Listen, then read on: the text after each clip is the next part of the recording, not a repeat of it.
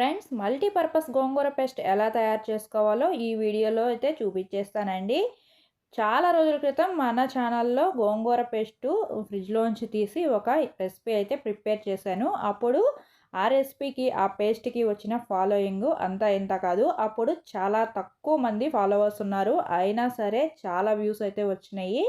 ఇది ఎర్ర గోంగూర అండి. ఇలాంటి ఎర్ర గోంగూరతోటి ఆ పేస్ట్ ఎలా ప్రిపేర్ చేసుకోవాలో ఈ వీడియోలో అయితే చూపించేస్తాను, చూసేసేయండి. ఇలా గోంగూర కట్టలు అయితే నేను ఇక్కడ 2 కట్టలు తీసుకున్నాను. ఇదైతే ఎర్ర గోంగూర, తెల్ల గోంగూరతో కూడా ప్రిపేర్ చేసి పెట్టుకోవచ్చు. ఎర్ర గోంగూర అయితే కర్రీస్లోకి, పచ్చళ్ళలోకి ప్రిపేర్ చేసుకోవచ్చు.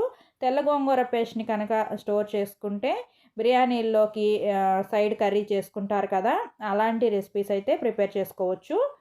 ఇదైతే ఎర్ర గోంగూర తీసుకున్నాను. ఇప్పుడు దీన్ని 2 కట్టలని నీట్గా ఒలిచేసి పేస్ట్ ఎలా ప్రిపేర్ చేసుకోవాలో చూసేద్దాము. ఇలా 2 కట్టలని నేనైతే కంప్లీట్గా ఒలిచేసి క్లీన్ చేసేసుకుంటాను. హాయ్ ఫ్రెండ్స్, అందరికీ welcome back to our channel YR kitchen లాగా. చూడండి, నేనైతే 2 కట్టలని నీట్గా ఒలిచేసి నీట్గా క్లీన్ చేసుకుని ఇలా ఒక చిల్లుల గిన్నెలో అయితే వేసి పెట్టుకున్నాను. నీళ్ళన్నీ డ్రైన్ అయిపోయినాయి, ఆకు కూడా పొడి పొడిగా వచ్చేసింది. మీకు వీలుంటే గుడ్డ మీద వేసుకొని ఆరబెట్టుకోవచ్చు. ఫ్యాన్ కింద వేసినా నీట్గా తడి లేకుండా ఆరిపోతుంది. ఇప్పుడు దీంతో పేస్ట్ ఎలా ప్రిపేర్ చేసుకోవాలి, ఎలా స్టోర్ చేసుకోవాలి, మొత్తం అంతా ప్రాసెస్ చెప్తాను. గోంగూరని రెగ్యులర్గా ఇష్టంగా తినే వాళ్ళకి ఈ వీడియో చాలా యూస్ఫుల్ అండి. స్కిప్ చేయకుండా చూడండి, చివరి వరకు చూడండి. ఇంకా కొత్తగా ఎవరైనా ఛానల్ చూస్తున్న వాళ్ళైతే మీరు ఎక్కడి నుంచి చూస్తున్నారో కామెంట్లో చెప్పండి. ఎందుకంటే నా వీడియోస్ ఎక్కడి వరకు రీచ్ అవుతున్నాయో నేను తెలుసుకోవాలనుకుంటున్నాను, అందుకేనండి. కొత్తగా సబ్స్క్రైబ్ చేసుకునే వాళ్ళు కూడా ఏ నెంబర్ సబ్స్క్రైబ్ చేసుకుంటున్నారో కామెంట్లో పలానా నెంబర్ సబ్స్క్రైబ్ చేశామని చెప్పండి. ఎందుకంటే మనం 500 సబ్స్క్రైబర్స్కి అయితే రీచ్ అవ్వబోతున్నాం కాబట్టి. నిన్న వీడియోలో కూడా చెప్పాను, మళ్ళీ అది అందరికీ రీచ్ అవ్వాలని లేదు కదా, అందుకే ఇవాళ వీడియోలో కూడా చెప్తున్నాను. తర్వాత వీడియోలోకి వెళ్తే స్టవ్ వెలిగించుకొని ఒక ప్యాన్ పెట్టుకొని ఒక 2-3 స్పూన్స్ ఆయిల్ వేసుకుంటున్నాను నేను తీసుకున్న గోంగూరకి. ఇలా మనం క్లీన్ చేసి పెట్టుకున్న గోంగూరనంతా ప్యాన్లో పెట్టుకొని ఇలా నీట్గా చిన్నగా కలుపుకుంటూ ఉండాలి.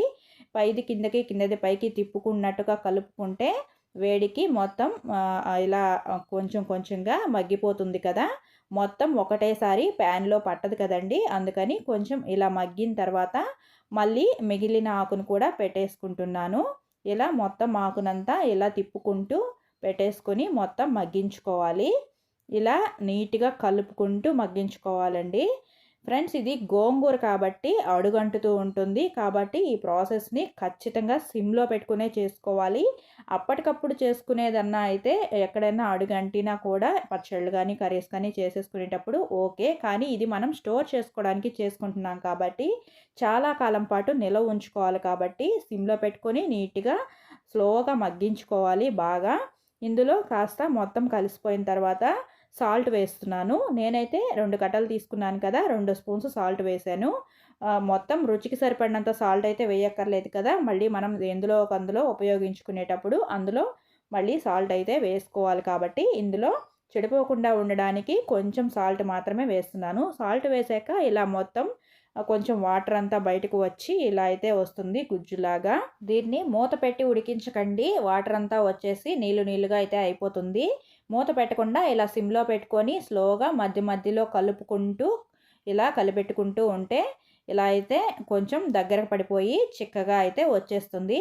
ఇలా కొంచెం కొంచెంగా వచ్చిన తర్వాత నూనె కూడా వదిలేస్తుందండి, మనం వేసిన ఆయిల్ కూడా బయటకు వస్తూ ఉంటుందన్నమాట. ఇలా కలిపేటప్పుడే ఇది కాస్త మెత్తగా పేస్ట్ లాగా అయిపోతుంది. ఇలా అయితే మొత్తం దగ్గర పడి ఆయిల్ వదులుతుంది అనుకున్నప్పుడు, మొత్తం బాగా ఉడికిపోయింది అనుకున్నప్పుడు, తడి లేదు అనిపించినప్పుడు ప్యాన్ని ఇంకా గ్యాస్ని ఆపేసుకొని ఇలా ప్యాన్కి కొంచెం స్ప్రెడ్ చేసినట్లుగా చేసుకొని ఎక్కడ చేత్తో తాకకుండా గరిటెది కూడా ఇలా నేనైతే స్పూన్తో క్లీన్ చేస్తున్నాను, చూసారు కదా. ఇలాగా చెయ్యి పెట్టకుండా మొత్తం ఇలా స్ప్రెడ్ చేసేసుకొని ఇప్పుడు మూత పెట్టుకోవాలి. ఆపేసానండి, నేనైతే గ్యాస్ ఆపేసి ఇలా మూత పెడుతున్నాను. మూత కూడా టైట్గా పెట్టేయకుండా ఇలా గ్యాప్ ఉంచి పెట్టుకుంటే ఆవిరి నీళ్ళు పడకుండా ఉంటుంది, అప్పుడే ఎక్కువ కాలం నిలువ ఉంటుంది. చూసారు కదా, ఇలా నీట్గా చల్లారిపోయింది పేస్ట్. చూడండి ఎలా ముద్దలాగా వచ్చేసిందో, ఎక్కడ తడి లేదు. వేసిన ఆయిల్ కూడా కొంచెం బయటకు వచ్చి ఇలా అయితే నీట్గా వచ్చేస్తుంది. చూస్తున్నారు కదా, గోంగూర పచ్చడి చేసినట్టుగా ఎంత బాగా అయితే ఉడికిపోయిందో.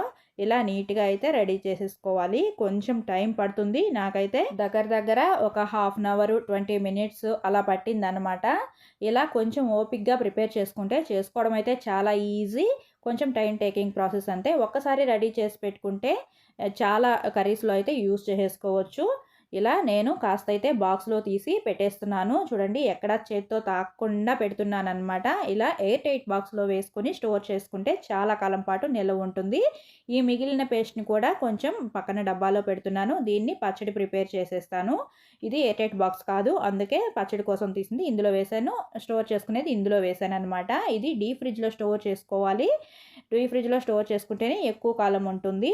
ఇలా స్టోర్ చేసుకున్న పేస్ట్‌ని పప్పులో వేసుకోవచ్చు. చికెను, మటను కర్రీస్‌లో వేసుకోవచ్చు.